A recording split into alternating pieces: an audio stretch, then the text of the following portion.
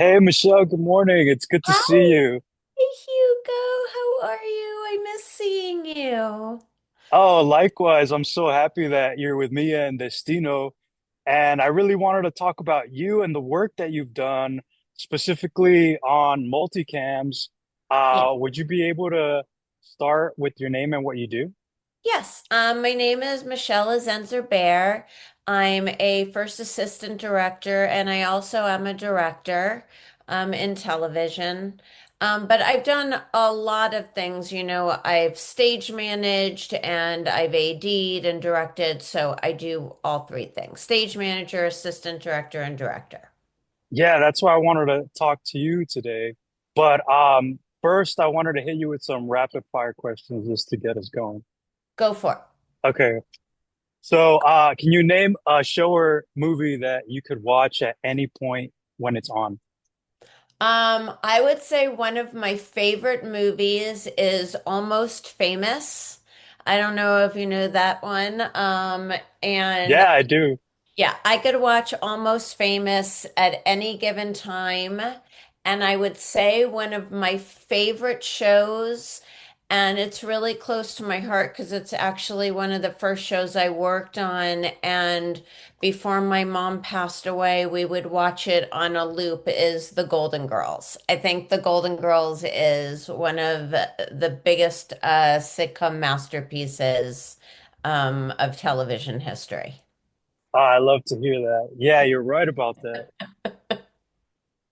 Uh, so you've worked on so many shows. Yes. If you could relive one day on one of those shows, which show would it be? I would say that there are three shows that are closest to my heart. The first show that I started working on stage was a show called The Larry Sanders Show. You have to realize the Larry Sanders Show was about Gary Shandling played a talk show host. And I remember, it was the end of in the show, his eighth season, and we had in real life, we had 22 guest stars on the show because the written show was about all these people coming to pay tribute to Larry Sanders. And I just remember like car after car after car of like Sharon Stone coming out and like Jim Carrey coming out. Katie Lang was performing. I mean, just at that time, the hugest stars coming out, and it really needed to be scheduled and it needed to be like logistically timed out perfectly so everybody was welcomed and they knew exactly what they were doing. But it was definitely one of the craziest times, but it was close to my heart because I felt very accomplished and I felt that I was really contributing to the process of the filmmaking of that day. Right, I love that feeling myself, and Yeah. it's part of what makes us want to keep doing what we do. Yeah, yeah, absolutely.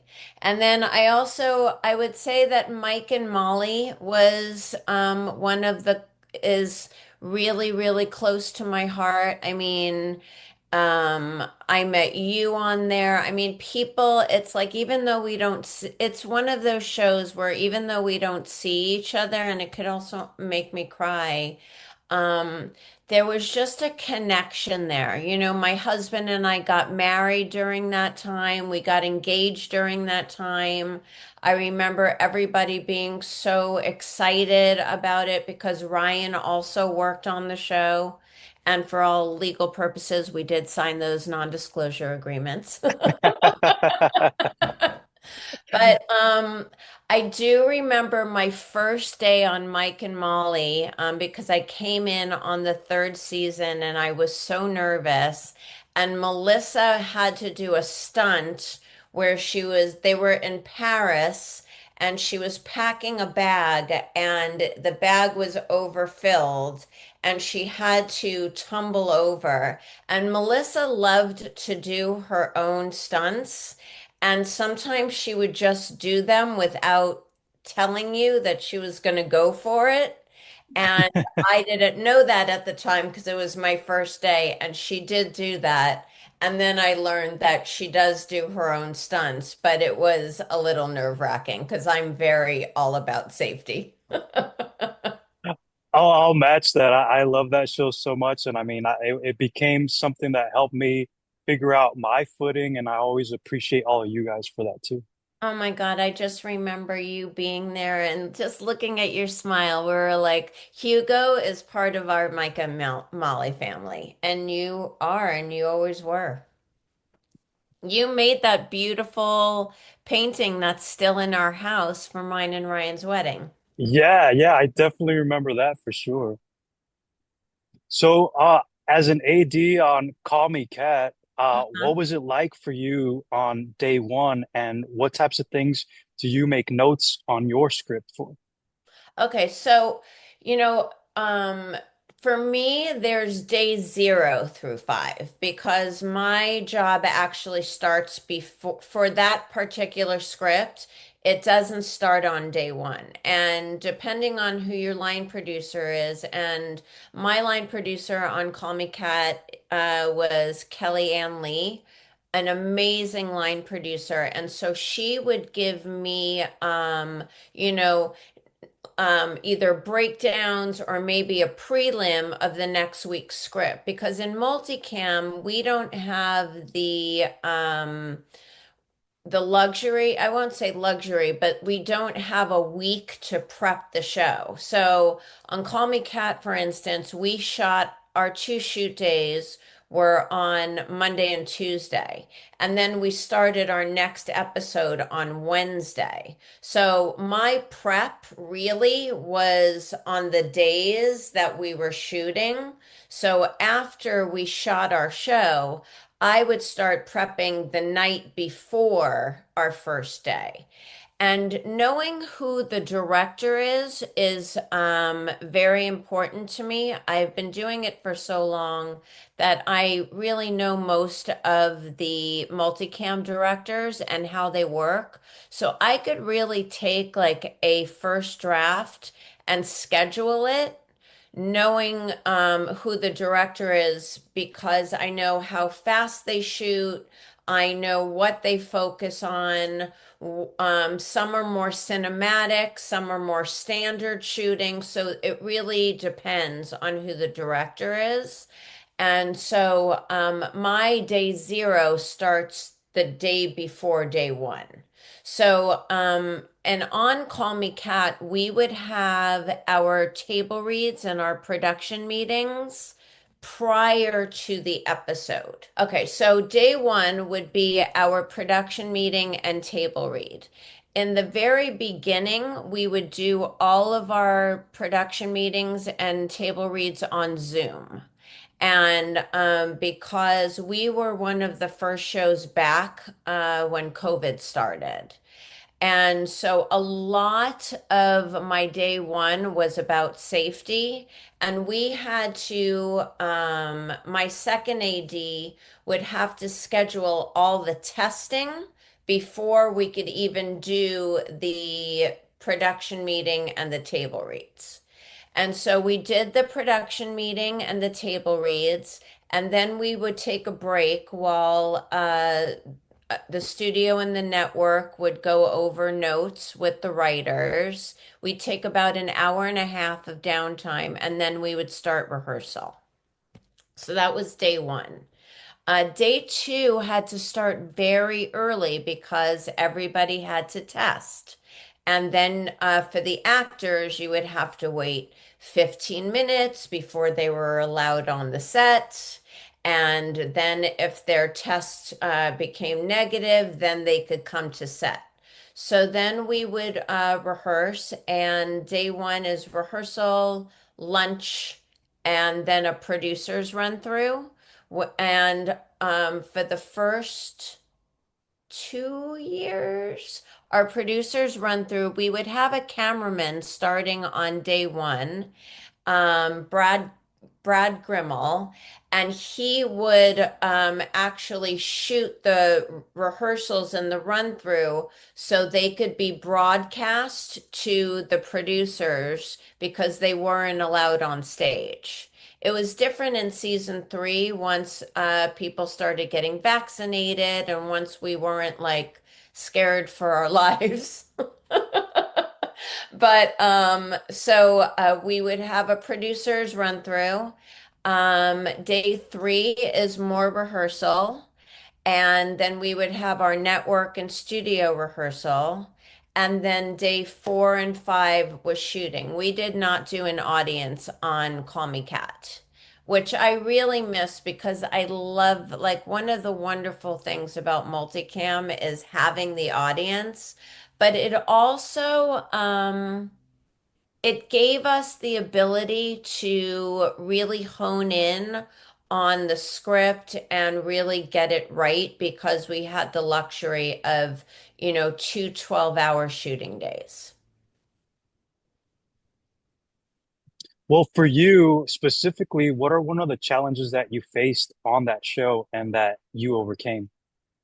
COVID was definitely a huge challenge because, and I really want to give a big shout out to my second AD, Chris Russo, on that because we did have a lot of background on that show.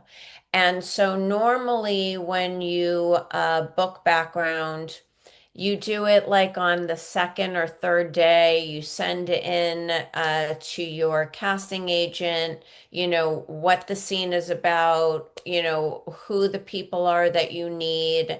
But with Chris, he actually created a system that I think that Central used for a very long time. We had to book people a week in advance. So he had to get like a prelim script, and we had to book people a week in advance because they had to test. I believe it was two or three times before we even got them to stage. So they had to be available to test the week before and then test that week of. And then there were times that sometimes they would test and get the money for the week before. And then when the week came, they'd be like, peace out. I can't make it type of thing. So we then had to do rush calls. And so that was very challenging. COVID was, I think it made me a better AD. It really brought us all together because there were so many extra layers to producing a show. And as an AD running a show efficiently, that really factored in, you have a certain amount of time each day to get your daily tasks done because, like, let's say if our producer run through is at 1 o'clock, you have to factor in then COVID testing that takes about 40 minutes. You have to rehearse. You have to have time for wardrobe fittings. You have to have time for lunch. You have to have time to then maybe re-rehearse some scenes that weren't working well. And then you put on, a little play for the producers. So it really, that was challenging. But you know what? I have always learned that if you stay calm, and you prepare, it will always get done. It will always get done. And that's just always something that I try to instill, with my team and with the crew. Is just remaining calm and we will follow this. And if there's a glitch, you call an audible and then you move on to the next task at hand. Yeah, that's really insightful of like that unique struggle or just challenge that you guys faced over there. How would you compare that show to a show like Mike and Molly that's a little more traditional? What kind of challenges did you face there? Mike and Molly, I mean, challenges. I People say like, what are your challenges as a first AD? Um, I wouldn't say I feel challenged just because I think that being a first AD, you have to have a specific type of personality. You need to be able to think in the future, right? You're always, but also at the same time, you need to be present because people are constantly counting on you to communicate what is going on. You have to be present of, so I could take notes. Like I need to know like where, like the notes that I take is where is like the first position of the actors? Because the actors will be like, wait, what scene are we doing? Where do I start? And so I'll be like, you're going to be starting like on the couch, like if the director's not around. So challenges is not a word that resonates with me. I would just say it is just about staying present, but being able to think into the future so you always have a contingency plan. If I have 20 minutes to rehearse a scene, but like a lot of times we had like some pretty big stars on our show. So they might say to me, "Oh, I forgot to tell you, I have to do a meeting with the ET. They're calling in. Entertainment Tonight's going to be calling into my dressing room at 10:20. Can I have 30 minutes?" And you're like, "Sure." And then you're like, "Okay." And then you have to just kind of like jump ahead and I'll be like, "All right, what I'm gonna do for the next 30 minutes is rehearse a scene without this person. So we're gonna call an audible, and then I have to let props, set dressing, the director, of course, my second AD know, so everybody can kind of get ready for that little pivot." And we can rehearse that scene while the actor that needed something last minute had to steal themselves away to do something else. So I would say those would be the challenges, but Hmm. my brain instinctually works like that. So I don't call it a challenge, but I hope that answers your question.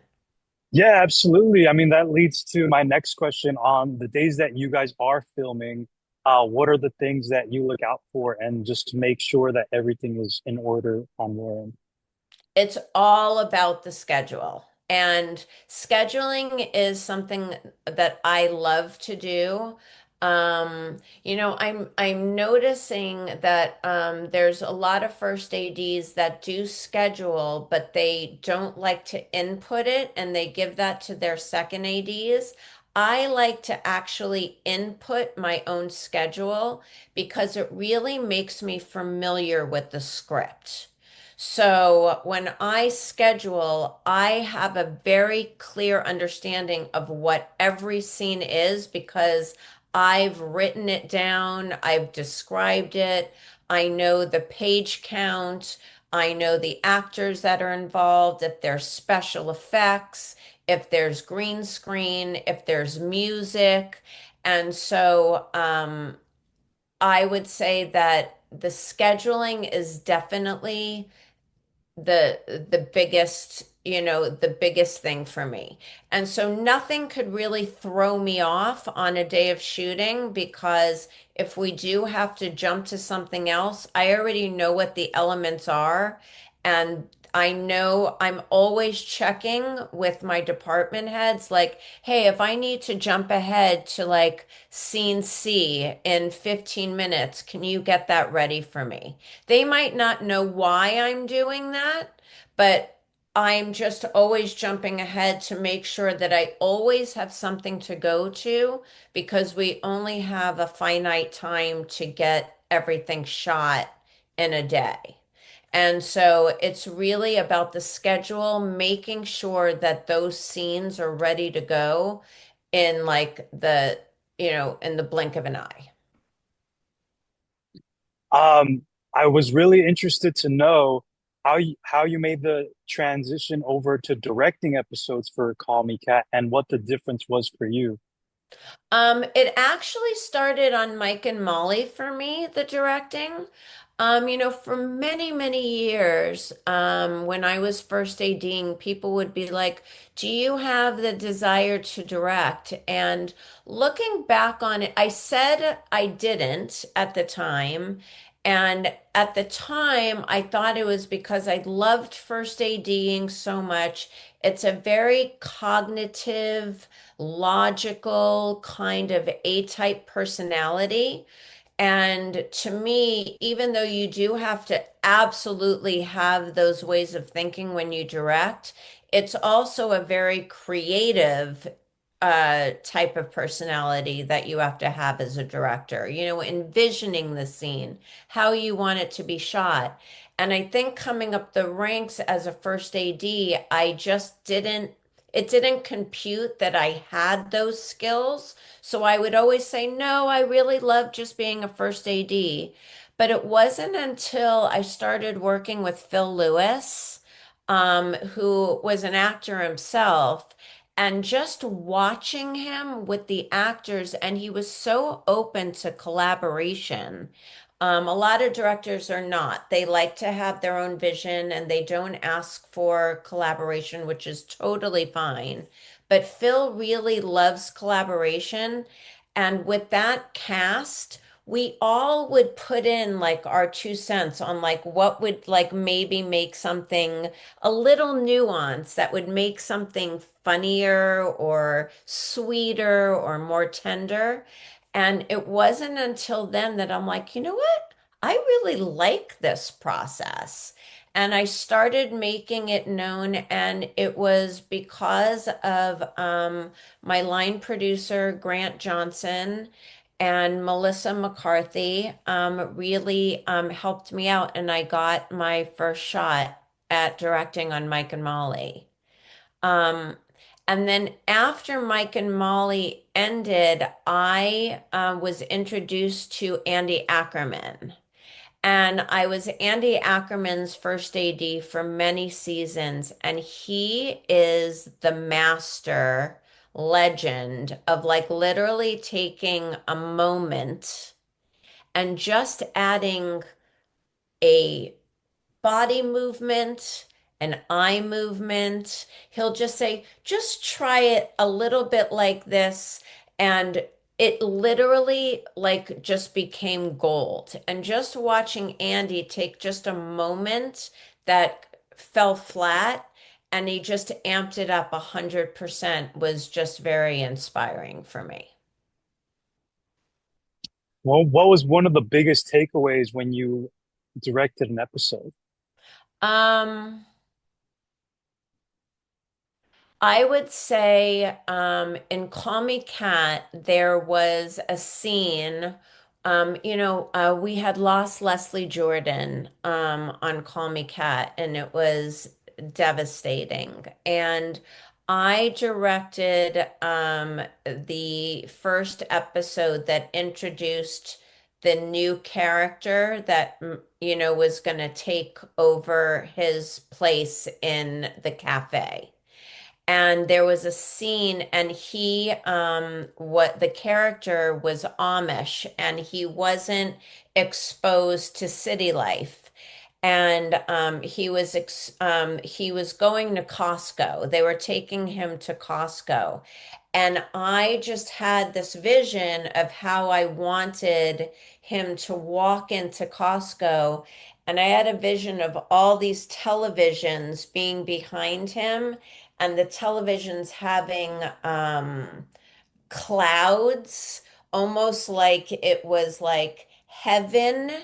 And so I just remember me shooting him where he was just looking around and thinking that he had, walked into a life that he had never envisioned because it was kind of about the script of him stepping out of like a very small life into a bigger life. And so when you see the scene, he's like surrounded by clouds and then the music that was done in post and everything was a really big deal for me. It Oh, worked that's out. It worked out really well. Yeah, that's great to hear, and I really love to hear this process because us as a viewer, we get to see this on TV, but it's always great to hear the behind the scenes of how we even got to that point. Yeah. I was always interested to know how you were interested to work in entertainment. My father, I wouldn't say was a musician. He still is. God bless his heart. He's 90 years old. But he was a very prominent piano player and conductor and arranger, and always worked with like big names like growing up. And so I was always exposed to the entertainment industry from his side. And when I went to college, I studied, at that time, it was called radio, television, and film at Cal State Northridge. And my brother was working for a company called Witt Thomas Harris that produced Soap, The Golden Girls, Empty Nest, Herman's Head. I, I I I can't even think of how many other shows. They were like the production company. And so I got a job. I was a runner. We weren't even called PAs then. We were runners. They would be like, run, go get that, run, go get that. And my second year there, I was working on the Golden Girls in the production office, but I always found myself like walking over to stage and like seeing what was going on stage, and like their trajectory for me was to work in the production office, maybe become like a script coordinator, but I just really loved the stage. And a producer by the name of John Ziffren came in, and he was starting the Larry Sanders Show, and knew that I was interested in being on stage. And I actually took a big leap and I left a very prominent production company for a show that was very unknown. None of us knew what it was at the time and what it would grow into. And I became the stage PA on the Larry Sanders Show. And then my career launched into ADing. Did you have any mentors along the way or any people that you really got inspiration from? Yes. Um, my first AD that I ever worked with, his name was Kent Zabornak. In fact, fun fact, Dorothy Zabornak from the Golden Girls, who was played by B. Arthur, uh, her last name comes from Kent. He was my first AD, and he taught me a lesson that to this day I still use. And he said, as an AD, you will have a lot of pressure. People are going to be coming to you from all directions. He goes, never let your stress get to you where you yell at people or where you transfer your stress onto your crew. You need to keep that within and find a way within yourself to calm yourself down and stay composed and run a kind and efficient set. And I've always taken that to heart because it is very high pressure. And like in life, when you get really stressed out, you can tend to like take things out on people because you're so stressed out yourself. But that was one thing that I always learned was to like keep that within me, work that out within myself, and then disseminate information in a kind and efficient manner. Kent was a mentor to me. I would say my line producer, John Ziffren, was a mentor to me. He gave me so many opportunities. He gave me my first AD job.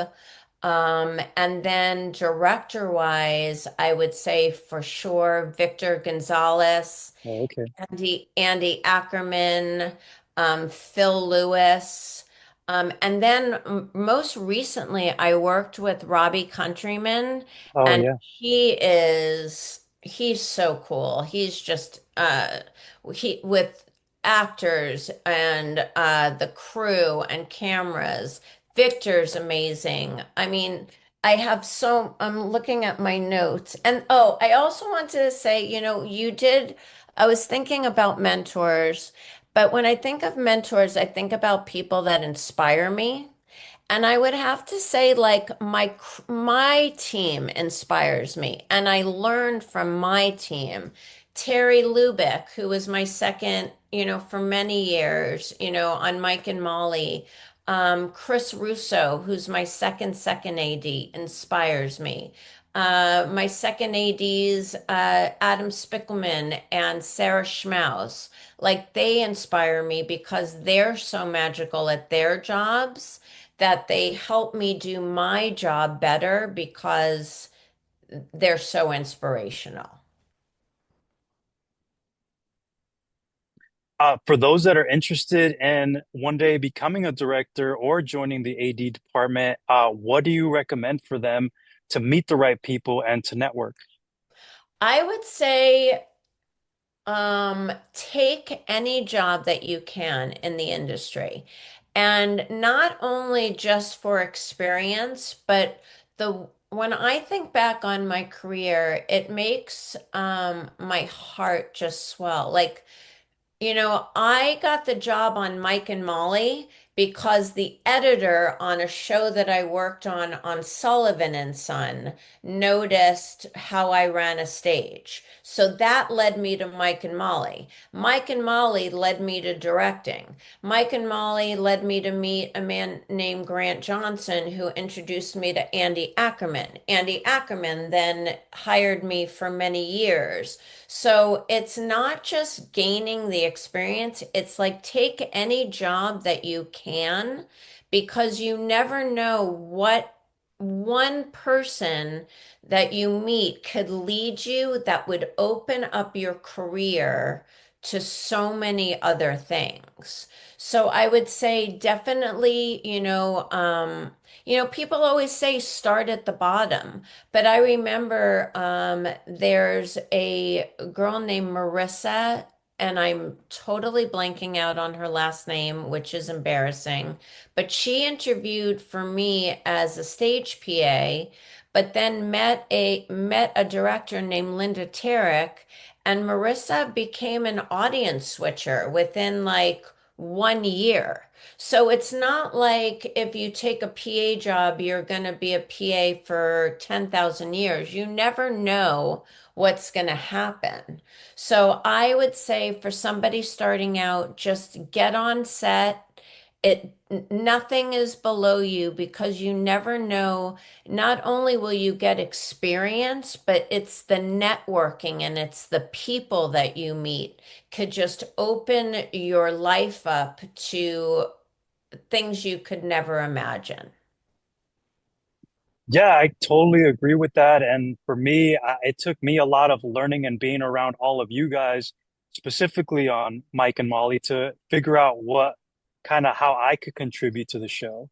Hmm. And that was how I was able to start my journey because before that, I was just excited to even be included. Yes. So, yeah, so just learning over the years of what all the other roles are, I was able to make a decision and make that choice and really stay with that goal. Yes. And the thing that I do have to say, just to piggyback on what you're saying, your spirit and your desire to learn about how the stage worked, I think is a huge part of your success. And so another piece of advice that I have for people starting out is try to look at it like through like wondrous eyes. I know it's really hard, especially in today's climate. We're really struggling as an industry right now. And a lot of people do have to go into it because of just like maybe a financial, they need the finances but try to look at it as like opening your mind and learning. So like even if like maybe you're a PA for like the art department, hang around cameras, hang around the sound department. Like ask questions to the ADs. Like people are really wonderful and they do want to help.